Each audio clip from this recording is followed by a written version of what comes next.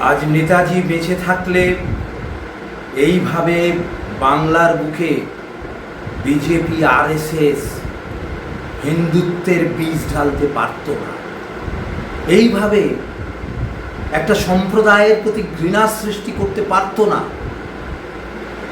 নেতাজি 1940 সালে তিনি যখন শ্যামাপ্রসাদ হিন্দু মহাসভার নেতা হিসেবে এই বাংলায় একই বীজ ঢালছিল, হিন্দু মুসলমানকে ভাগ করে ভোটের রাজনীতি করছিল, তখন নেতাজি শ্যামাপ্রসাদ নিজে লিখেছেন যে তার সাথে দেখা করে তিনি স্পষ্টভাবে জানিয়ে দেন যে বাংলায় যদি হিন্দু মহাসভা রাজনৈতিক সংগঠন হিসেবে মাথা চাড়া দেয় তাহলে তার জন্মের আগেই তাকে ভেঙে গুঁড়িয়ে দেবেন নেতাজি বলেছিলেন প্রয়োজনে বলপ্রয়োগ করা হবে।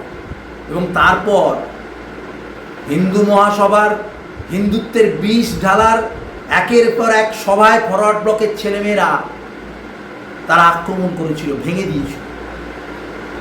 এবং নেতাজি বরাবর চেয়েছিলেন যে হিন্দু মুসলমানের ঐক্য, স্বাধীনতা আন্দোলনে ব্রিটিশের বিরুদ্ধে এক হয়ে লড়তে হবে।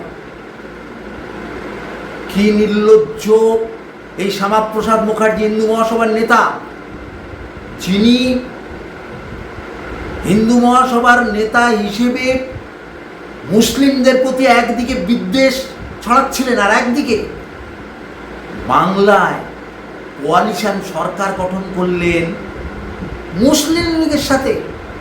আজকের এই হিন্দুত্বের যে আরএসএস বিজেপি নেতারা যারা দুবেলা হিন্দুত্বের বীজ ঢালছে, বিভাজনের সৃষ্টি করছেন, তারা একসময় এই বাংলায় ইতিহাস বলছে যে মুসলিম লীগের সাথে হিন্দু মহাসভা জোট করে সরকার করছে।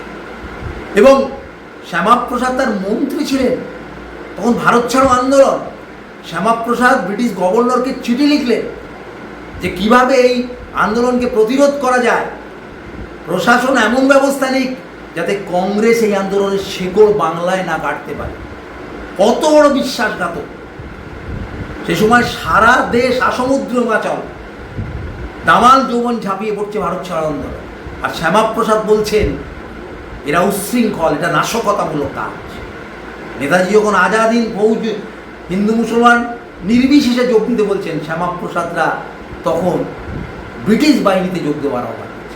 এই দেশদ্রোহী যারা সেদিন বাংলাকে বিভক্ত করতে চেয়েছিল, বাংলা ভাগকে ঝাঁপিয়ে পড়ে সমর্থন করেছিল, আজকে তারা এই বাংলায় তার যা করছে নেতাজি বেঁচে থাকলে তা করতে দিতেন না।